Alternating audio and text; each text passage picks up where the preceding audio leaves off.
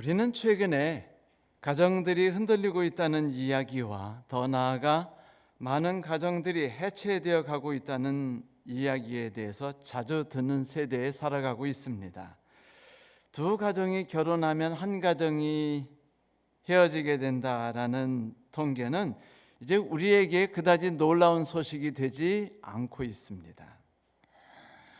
심지어는 남자와 여자가 합하여서 한 가정을 이루는 이 공식이 유럽을 기점으로 해서 파괴되어 나가고 있는 실정임을 많은 분들이 아시죠. 중요한 것은 이렇게 가정이 파괴되기 시작되면은 온 세상이 함께 무너져 나갈 수 있다는 것입니다. 가정의 중요성에 대하여 재미있는 일화가 있는데 어떤 이가 테레사 수녀에게 물었대요. 수녀님, 세계 평화를 어떻게 하면 이룰 수 있을까요? 너무 거창한 질문이었죠. 그러자 테레사 수녀가 말하기를 가족과 시간을 많이 지내십시오 라고 답했답니다. 실제로 그녀의 하신 여러 가지 명언 중에 재미난 명언이 있는데 그것은 이것이에요. 세상을 치유하는 방법은 가족과 함께 시작하는 것이다. 멋진 말이죠. 자, 테레사 수녀는 왜 가족이 세상을 만든다고 말했을까요? 또한 왜 성경은 끝없이 가정의 중요성에 대하여 쉬지 않고 이야기하고 있을까요?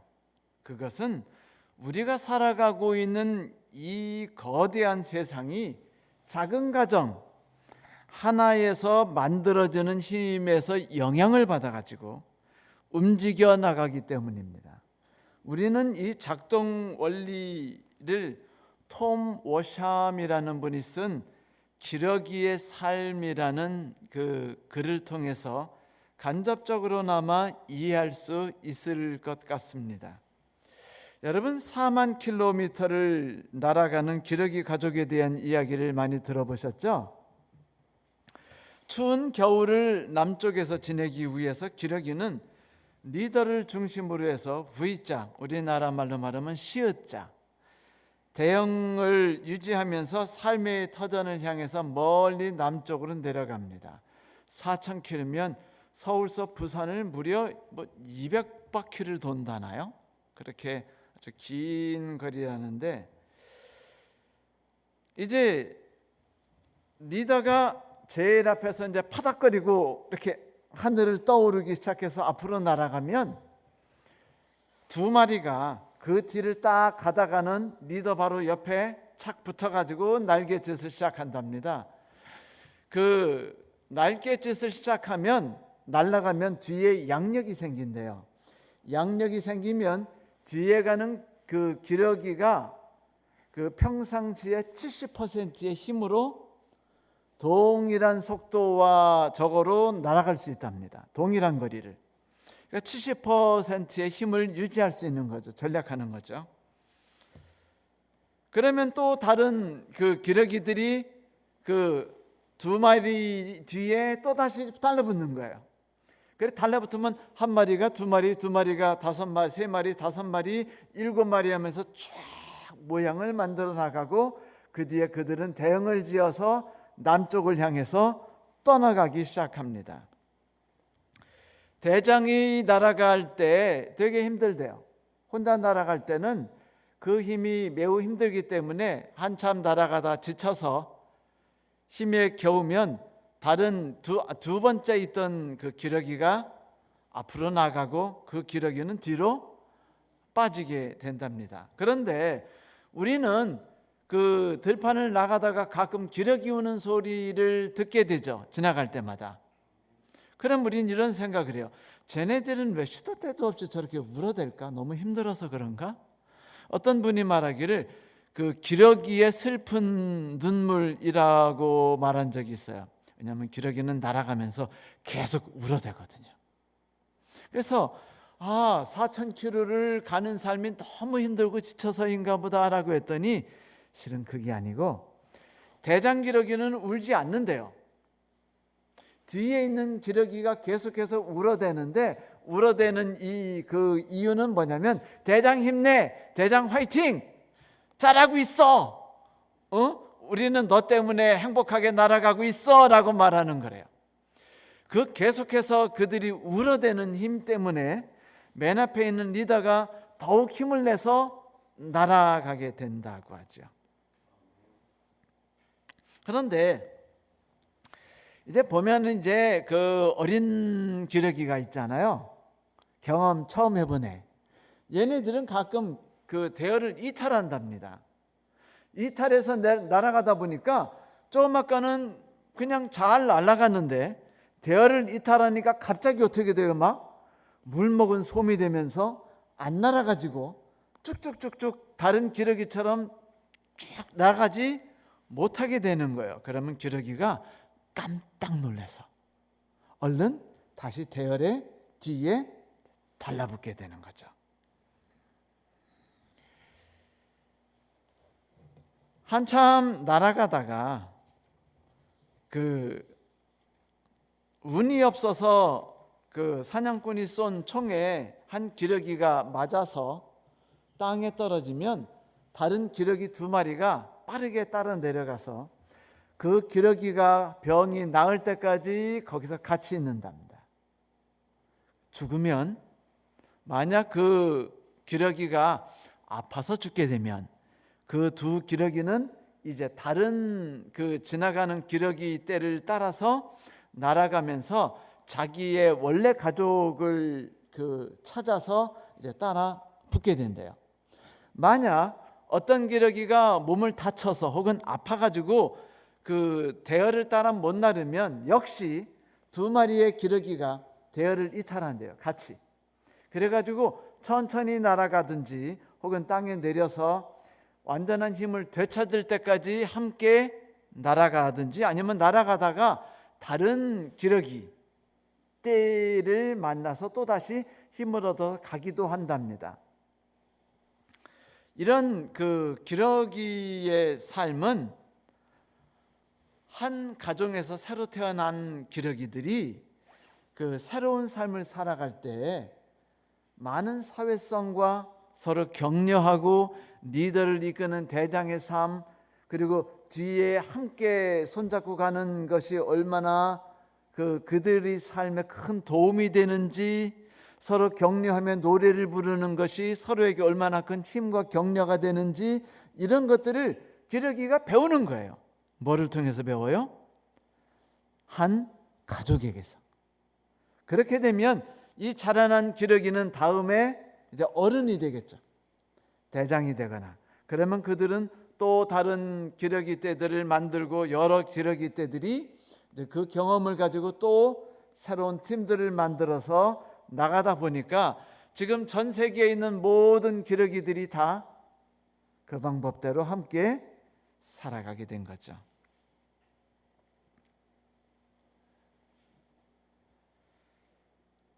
그런데 지금 우리가 살아가고 있는 세상은 바로 그 중심되는 그 가정, 거기서부터 크게 파괴되어져 나가고 있는 것이죠. 성경에서 말하고 있는 한 남자와 한 여자로부터 구성돼서 만들어 나가는 가정 개념이 점점 파괴되어 나가고 있어요. 유병훈이라는 목사님이 신문에 기고한 내용을 제가 읽고 간추렸습니다. 그분이 재미있는 글을 썼어요. 가정에 대한 설교를 준비하기 위해 최근 출판된 책 7권을 살펴봤다. 놀랍게도 책 대부분은 행복한 가정에 관한 이야기보다는 엮이는 가정의 문제점들을 다루고 있었다. 부부 사이의 갈등, 부모로부터 상처받거나 버림받은 아이들, 노령화로 인한 가족 문제, 우리 사회의 단면을 보여주는 것 같아서 입이 씁쓸했다. 상상해 보세요, 여러분. 기러기 가족 연대가 지금 깨어져 가고 있는 거예요. 결과는 기러기라는 종이 파괴까지도 이루어질 수 있는 겁니다. 한 가정이 파괴되는 게 그것으로 끝나지 않아요. 그것으로 인해서 성장해 나가고 자라난 모든 기러기들에게 그릇된 삶을 일러주기 시작하면 모두의 팀워크가 깨지게 되어 있으니까요. 그래서 가정이 파괴되고 변질돼 나가는 거죠. 가정의 전쟁은요, 세계의 전쟁을 일으켜요.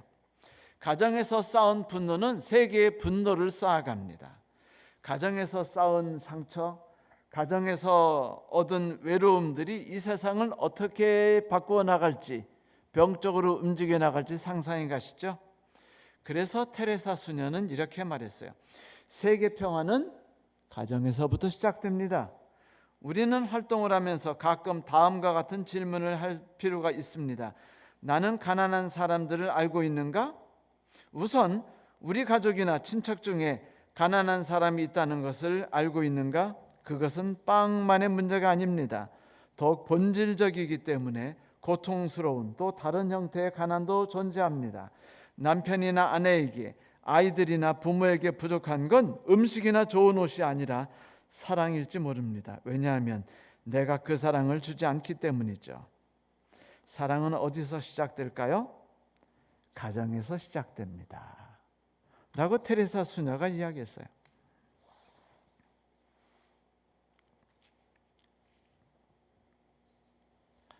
성도 여러분,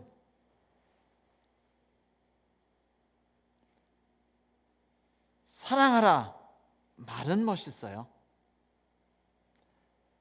우리는 살아가면서 나는 당신을 사랑해, 나는 내 아내를 사랑합니다, 나는 내 아들을 사랑합니다, 내 사랑하는 딸을 사랑합니다 라는 말을 아주 자주 듣고 많이 들어요. 홍수처럼 우리 주변에 가득합니다. 그러나 정작 그들 같이 살아가고 있는 사람들이 그 필요가 무엇인지, 그들의 영혼 속에서 무엇을 갈구하고 있는지 그것을 적극적으로 살펴보고, 그리고 마음 아파하는 일에 있어서 우리가 그 일을 충실히 잘 해내가고 있는지에 대한 이야기는 사랑한다는 말과는 별개의 것이죠. 마음에 안 드는 자녀에게 훈계하기 이전에 아이의 필요가 뭔지 생각해 보는 것 역시 우리에게 쉬운 일이 아닙니다. 결코. 여기 재미난 그 이야기를 제가 이제 읽어드리고자 하는데,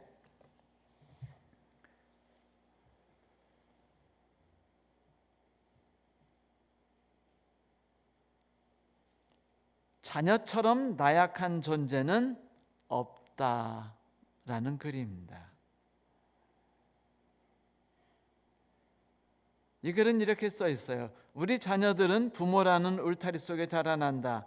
울타리 속의 자녀는 늘 성인이 되어서까지 나약해 보인다. 가진 것이 있으면 모든 것을 주어서라도 보호하고 싶어진다. 그렇죠? 그러나 시간이 지나 나타난 결과는 부모의 마음과는 전혀 다르다. 즉 대부분의 경제력 있는 자녀는 부모로부터 아무것도 받지 않는다. 부모의 회사에서 일하거나 부모로부터 정기적으로 재정적 지원을 받은 가정의 가장은 야심과 자존심 그리고 경제적인 독립심이 급격히 사라진다.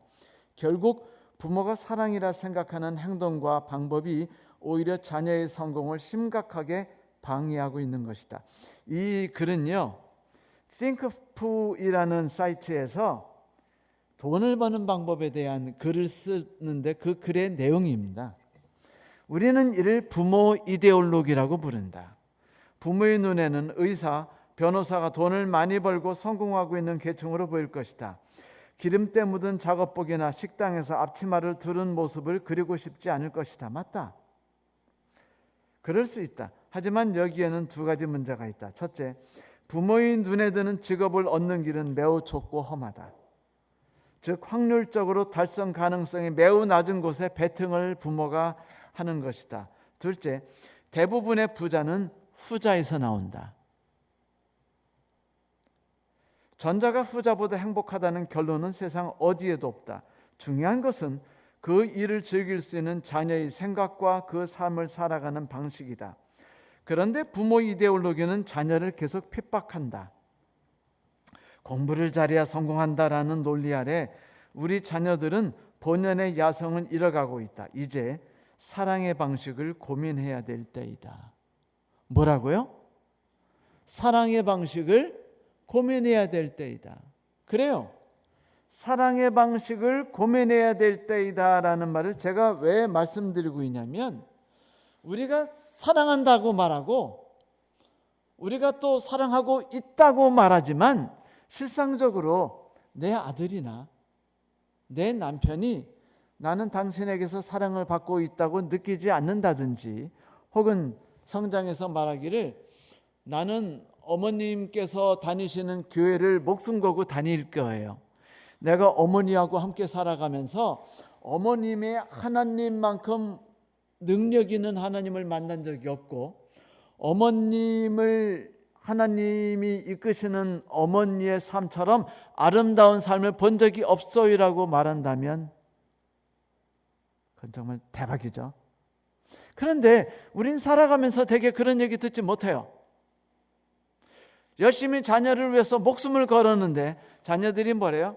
엄마는 교회 다니세요. 그런데 우리가 교회 다니라고 강권하지 마세요 라고 말한다든지, 혹은 엄마가 언제 나를 위해서 진정으로 살아본 적 있어요? 나에 대해서 마음이 아파 본 적 있어요? 라고 물어보면 부모들이 이것 때문에 상처를 받아요. 그러면 도대체 사랑하면 되지 라고 말하는 그 말이 무슨 소용이 있는 것입니까? 결국은 우리는 사랑하면 된다는 말로서 모든 것을 다 해결할 수 없다는 것을 알게 돼요. 여러분, 사랑은 어떻게 해야 되는 것이죠? 성경에서는 피차 사랑의 빛 외에는 아무것도 지지 마라 그랬죠. 네? 그리고 사랑은 율법을 다 이루었다고도 말했어요. 그러나 나는 가족을 사랑하고 나는 다른 가족을 위해서 최선을 다했다고 말하지만 아내가 날 존경하고 사랑하지 않고 행복해하지 않고 자녀가 나로 인해서 나에게 가까우는 걸 좋아하지 않고 행복하다고 말하지 않고 만족스럽다고 말하지 않고, 그리고 내가 섬기는 하나님을 같이 섬기겠다고 말하지 않는다면 우리는 하나님을 찾아서 빈방에 들어가서 울면서 무릎 꿇고 간절히 그분께 간구하고 여쭤봐야 돼요. 우리의 눈을 들어서 바른 길이 무엇인지를 알게 해 주십시오. 그리고 우리가 그 길을 따라서 행할 수 있게 해달라고요. 그래서 제가 여러분들에게 그 용지를 나눠드린 적이 있었어요. 그죠? 설문지. 그래서 제가 오늘 또다시 맨 뒤다가 그것을 갖다 놨는데 집에 가시면서 또다시 받아가시라고. 그것은 내가 사랑하는 나의 아내, 내가 사랑하는 나의 남편, 교회 다니는 것처럼 보일지라도 내가 사랑하는 나의 자녀들을 위해서 그저 피상적인 사랑이 아니라, 아까 말한 대로 부모 이데올로기에 빠져서 갖는 사랑이 아니라, 그들을 파괴시키지 않고 오히려 그들이 나를 사랑하고 나를 존경하고 나를 의지하고 내가 믿는 하나님을 같이 사랑하고 좋아할 수 있도록 만드는 방법을 우리가 하나님께로부터 찾아야 되고, 그걸 위해서 그분께 매달려 간구해야 하지 않느냐는 것이죠. 그래서 제가 여러분께 나눠드렸던 그 설문지에는 그 영혼의 이름과 그 사람에 대한 자세한 내용을 고민하면서 찾아보고 써보고, 그리고 그분을 위해서 기도하는 내용들을 적고, 그리고 내가 그들을 위해서 어떤 일을 했는지, 결과가 어땠는지, 하나님이 어떻게 역사하셨는지에 대해 다 기록해 보는 것이 우리의 삶과 우리와 그들의 관계를 바꿀 것이다라는 얘기를 제가 여러분들에게 여러 번 말씀드린 적이 있습니다. 2015년에 미국에서 제작된 재미난 영화가 있었어요. 그게 워룸이라는 것이었어요. 워룸. 다시 말하면 전쟁을 위한 사령처라는 방이라고도 말할 수 있지만 원래 제목은요, 기도의 방입니다. 그 윌리엄스 부인이 계셨는데 이분이 월남전 때 남편을 잃으셨어요. 근데 40년이 지나가도록 그분이 아주 멋진 삶을 가지고 살아가고 계셨는데 그 동네에 엘리자베스라는 여인이 있었습니다. 근데 엘리자베스라는 여인은 신앙도 가지고 있고 그리고 가족도 아주 만족스러운 그 가족이었어요. 남편도 돈도 잘 벌고 토니도, 그리고 딸도 역시 잘 지내고 있었어요. 자기도 일하면서 돈도 많이 벌고 있었고, 그래서 모든 게 화려하고 모든 게 만족스럽게 살아가고 있었는데 어느 날 영업을 하기 위해서 누구네 집을 갔던 거예요? 윌리엄스 부인을 찾아갔던 겁니다. 근데 윌리엄스 부인이 집에는 그분과 이야기하다 보니까 그분이 방이 하나 있는 것을 알게 됐어요. 근데 그 방 이름이 워룸이에요. 딱 들어가 보니까 그 방에 딴 장식이 있는 게 쫙 있는데 그분이 평생 살아갈 동안 기도했고 응답받은 내용 있죠. 기도 응답받은 내용을요 다 붙여놓으셨어요. 하나하나 방에다가 차곡차곡 그것이 쫙 붙어있는 겁니다. 사실 우리도 지금은 하나도 기억나지 않죠. 마치 이런 거와 같아요. 당신이 언제 날 사랑해봤어? 라고 말한 것 같아요. 기억이 하나도 안 나죠. 그런데 당신이 나를 사랑하지 않은 내용은 다 기억나야 안 나요? 기억나죠? 똑같이 하나님이 우리를 위해서 놀라운 능력을 하셨던 것, 그 기도의 성취들에 대해서 우리가 기록하고 써붙이지 않으면 우리는 그걸 잃어버릴 수 있어요. 그래서 이 윌리엄스 아주머니는 그걸 다 기록해서 붙여놓으신 거예요. 매일 매 순간 혹은 몇 달마다 한 번씩. 그분은요 힘들 때마다 응답받은 기도를 보러 그 방에 들어간대요. 그리고는 하나님이 자신의 삶을 주관하심을 느끼고 또다시 힘을 내어서 하루하루를 살아간답니다. 그 이야기를 듣고 뭘 그렇게 해. 나도 뭐 기도하지만, 그런데 이분인 그 엘리자베스는 평범하게 교회를 다녔어요. 그냥 11금 내면 하나님이 돈도 잘 벌게 하시고 애들도 공부 잘하고 남편도 나를 사랑하고 잘 지내니까. 그런데 이분은요 커피를, 뜨거운 커피도 안 마시고 차가운 커피도 안 마신 채 그 미지근한 커피를 마신대요. 그것이 마치 자기 신앙처럼. 그러니까 윌리엄스 아주머니가 뭐랬냐면 사람들은 뜨거운 커피를 마시거나 찬 커피를 마시는데 미지근한 커피는 마시지 않는데요? 라고 말하더랍니다. 그분한테. 그런데 이 엘리자베스가 너무 편안하고 안락한 삶에 젖어서 기도할 틈이 없이 살았는데 어느 날 보니까 남편이 바람 피고 있는 거예요.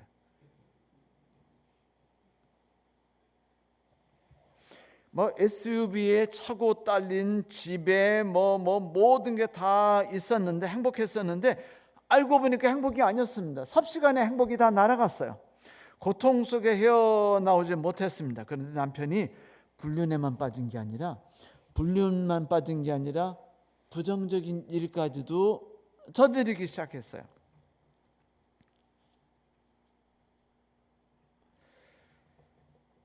그러니까 아내 역시 고통스럽게 살았어요. 딸이 오늘 학교에서 행복하게 줄넘기를 배우고 와서 부모에게 엄마 나 할 줄 알아 라고 말을 하려는데 아무도 관심이 없어요.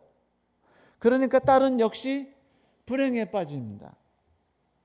그래가지고 가정이 완전히 파괴되면서 엘리자베스가 뭘 느끼게 되냐면 돈이 우리를 행복하게 해주지 못했다라는 걸 깨달아요. 내가 돈을 벌기 위해서 애썼던 모든 것들이 나를 결국 행복으로 이끌어주지 못했다는 걸 깨닫습니다. 그래서 가정을 행복하기 위해서 뭘 하는가 생각하는데 기도하러 들어갈 때마다 분노가 치솟는 거예요. 누구에 대한 분노죠? 저 왼수에 대한 분노예요. 그때마다 그 윌리엄스 부인이 자꾸 엘리자베스에게 이렇게 말해요. 당신의 남편이 저기 아니야. 하나님과 남편에게서 너를 갈라놓은 건 사탄이야. 그런데 너는 왜 사단과 싸우기 위해서 하나님께 매달려 기도하지 않고 남편과 싸우려고 하니? 라고 말해요. 그러면서 이렇게 말했습니다. 무거운 짐을 드는 것은 내가 할 일이 아니야. 엘리자베스, 그대가 무거운 짐을 들려고 하지 마요. 그건 하나님이 할 일이고 하나님만 하실 수 있는 길인 거야. 그대가 할 일은 오직 하나님께 기도로 간구하는 것이야 라고 말합니다. 그래서 알려줘요. 기도는 감사와 회개, 그리고 간구하고, 그리고 떠오르는 사람들을 위해서 뭔가 안타까운 마음으로 그들을 위해서 기도하는 순으로 기도하라고 이야기를 하죠. 엘리자베스는 윌리엄스 부인의 권유에 처음에 시큰둥했어요. 그래서 이제 기도방을 만들었는데 그 기도방이요, 시간 지나다 보니까 옷방이 돼 버렸어요. 피곤하면 푹신한 침대에 누우면 되고요. 피곤하면은 그냥 안마 의자에 앉으면 되고, 피곤하면 그 돈 내고 안마 하는 데 가서 안마 받으면 돼요. 그렇죠? 그걸 해결될 줄 알았어요. 그래서 입이 심심하면 감자칩에 콜라를 먹고 그랬는데 그 모든 것이 깨어져 나갔습니다. 어느 날 엘리자베스가 자기의 기도가 부족했다는 걸 느끼기 시작해요. 하나님이 필요하다고 느끼기 시작합니다. 토니에 대해서는 매우 분노했지만 그렇다고 가정을 파괴시키고 싶지도 않아요. 그래서 기도하기 시작합니다. 자기가 부족한 걸 느끼고 솔직하게 막 하나님께 나아가서 분노를 주님이 가져가 달라고 기도하기 시작합니다. 그리고 남편이 다시 나를 사랑하게 해달라고 기도하기 시작해요. 그리고 내가 혹시 무슨 나도 모르는 잘못을 저지르고 있다면 내가 저지르는 잘못을 막아달라고 기도하기 시작합니다. 그리고는 그는요, 성경절을 집어요. 그런즉 너희는 하나님께 복종할지어다. 마귀를 대적하라. 그리하면 너희를 피하리라. 그렇게 열심히 기도하고 기도하는데 얼마나 열심히 기도했는지. 그러자 딸 데니엘이 엄마가 기도하는 걸 보더니 자기도 뭐 하기 시작했어요? 기도하기 시작했습니다. 기도 제목을 적고 기도했어요. 우리는 기도의 제목을 적고 기도하진 잘 않죠. 그런데 기도의 제목을 적고 기도하기 시작했어요. 그리고 응답되면 어떻게 해요? 그거를 붙여놓기 시작했습니다. 와룸에다가. 남편의 토니가요, 하나님의 개입에 의해서 가까스로 불륜해서 벗어나기 시작했지만 거짓으로 쌓은 회사 실적이 탄로나서 해고됩니다. 그리고 아내가 이미 자기 불륜 사실을 알고 있다는 것을 깨닫게 돼요. 그래가지고 아내가 회사에서 해고되고 불륜을 저지른 나를 왜 받아주는가에 대해서 의아하게 됩니다. 토니가. 그래서 집에서 이제 빈둥거리다가 아내가 없는 사이에 이렇게 집을 둘러다 보니까 아내가 만든 기도의 골방이 있었어요. 그걸 보고서 알았습니다. 아내가 나를 위해서 어떻게 기도하고 있었는지에 대한 내용과 그들의 응답 내용들이 기도 이렇게 붙어 있는 것을 보게 됩니다. 그래서 토니가 자기가 얼마나 이기적이고 교만하고 가족에게 그 아픔을 줬는지를 깨닫고 울기 시작해요. 그리고 아내에게 용서를 구하죠. 그러자 아내가 이렇게 말합니다. 내 만족이 나에게 만족을 갖는 것이 남편에게 올 수 있는 것이 아니고 오직 예수님 안에서만 기쁨을 누리고 예수님을 사랑하기 때문에 그대 토니와 함께 결혼을 끝까지 유지하고 싶었다 라고 말합니다. 그렇게 영화가 끝난대요. 그런데 성도 여러분, 사랑하면 되지라는 말이 우리의 삶을 바꾸지 않는다는 것을 저는 지금 여러 가지 이야기를 통해서 알려드리려고 한 것입니다. 그것이 모든 걸 해결한 적도 없고 실제로 해결하지 못해요. 왜냐하면 우리는 진정으로 사랑하는 방법이 무엇인지를 잘 모를 때가 많거든요. 그래서 우리에게는 지혜가 필요합니다. 지혜를 얻기 위해서 우리가 해야 되는 것은 바로 하나님께 드리는 간절한 기도이지요. 누가 기도했던 것처럼 엘리자베스가 기도의 방을 만들고 그걸 워룸이라고 이름을 붙이고서 전투하는 방처럼 거기에 가서 기도하고 응답받은 기도를 붙이어서 결국 모든 것을 얻어낸 것처럼 말이죠. 그러나 기도하기 시작하면 하나님께서는 조금씩 우리에게 눈을 뜨게 하고 그리고 삶의 방법을 가르쳐 주기 시작해요. 내 남편의 필요가 무엇인지를 우리는 하나님께 물어보기 시작하게 되거든요. 내 아내의 그 진정한 갈구와 필요가 무엇인지를 우리는 기도하면서 물어볼 수 있게 돼요. 하나님만이 우리의 모든 상태를 가장 잘 아시기 때문이죠. 퇴근했는데 집이 엉망이고 어질러져 있고 남편이 텔레비만 보고 있으면 화가 나요, 안 나요? 맞죠. 그때는요, 화난 마음을 일단 숨고르기를 하셔야 돼요. 그리고 기도하러 들어가십시오. 그리고 이거부터 기도하셔야 됩니다. 지금 남편에게 필요한 것이 뭘까? 왜 남편이 저런 삶을 살아갈 수밖에 없게 되었을까? 무엇이 모자라서, 무엇이 정작 필요했기 때문에 이렇게 될까? 아시죠? 마음이 공허한 사람들이 어떤 행동을 하냐고요? 명품 사러 다니고 남 욕하러 다니고 이런 일을 꼭 해요. 어쩔 수 없어요. 마음이 공허하거든요. 뭔가 필요가 충족이 되지 않으면 외적으로 필요를 충족하려고 그래요. 그래서 하는 게 뭡니까? 먹어야 되는 거죠. 몇 킬로가 될 때까지 먹을까요? 70kg? 80kg? 100kg? 120kg? 요즘 방송 중에 그 유튜브 방송 중에 아주 제일 인기 중에 하나가 먹방이래요. 제가 먹방 하나 봤는데 순대 그 11kg나 되는 소 한 마리 순대를 어떤 젊은 아가씨가 혼자 다 먹는 거 봤어요. 거기다가요 고구마 쫙 깔아놓고 배추김치 한 단 그걸 포개놓고 그걸 다 먹어요. 저 미친 줄 알았어요. 그런데 한 30분 동안 계속 말하면서 보니까요 그 엄청난 순대가 다 없어지고요, 그 고구마 옆에 쫙 붙여놨던 걸 다 먹었고요, 그리고 배추김치 그거 다 먹었어요. 근데 신기하게 그 사람이 지금 최고 인기래요. 구독자가 너무 많아가지고 그거래요. 돈 대학교 학자금 다 벌고 생활비 다 번답니다. 이건 뭘 뜻하죠?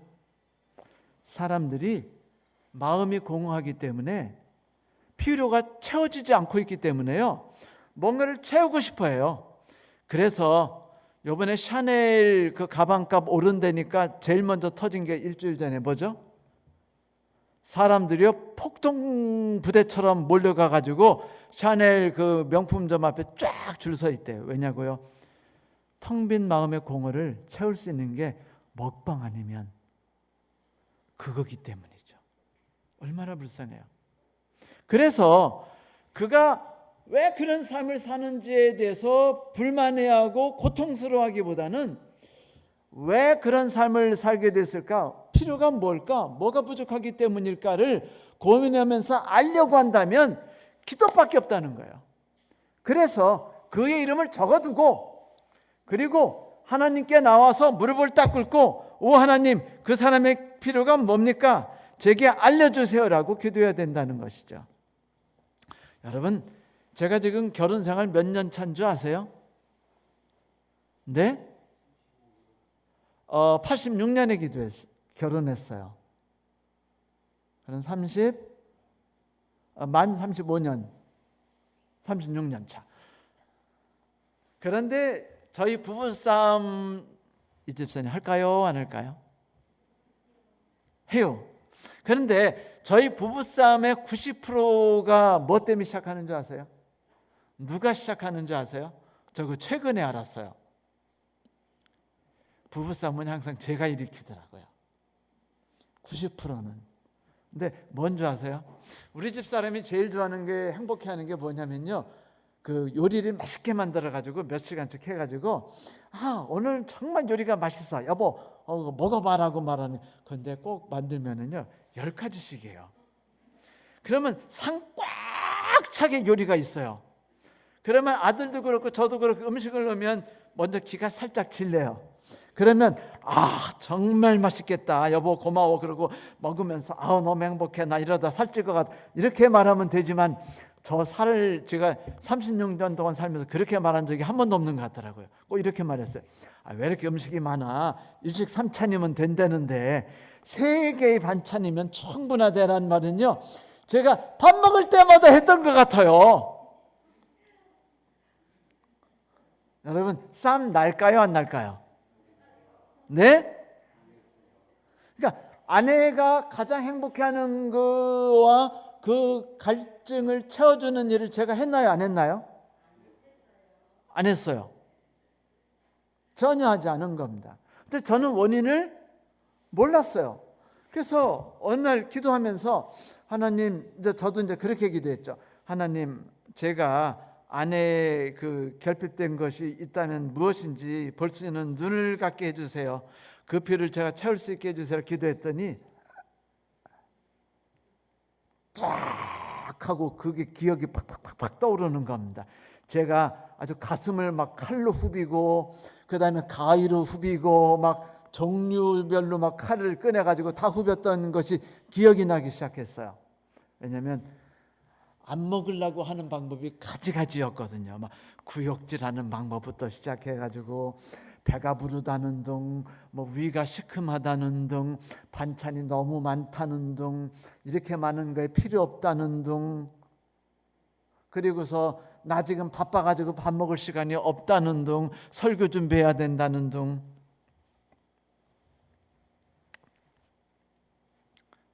여러분 존 파이퍼라는 분이요 이런 말을 했어요.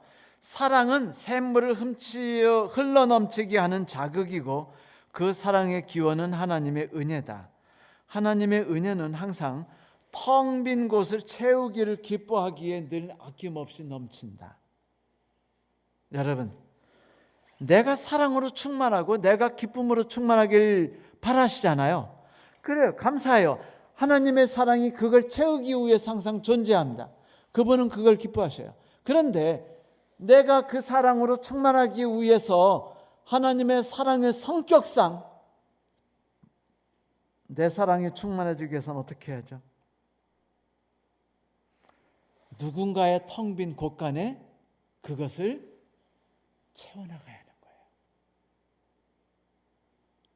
그때 비로소 하나님의 사랑의 속성인 채우는 것이 그에게 채워지고, 그리고 나에게 채워지고, 그리고 하나님께도 채워지고, 우리가 다 함께 나가는 것이죠. 마치 뭐처럼요?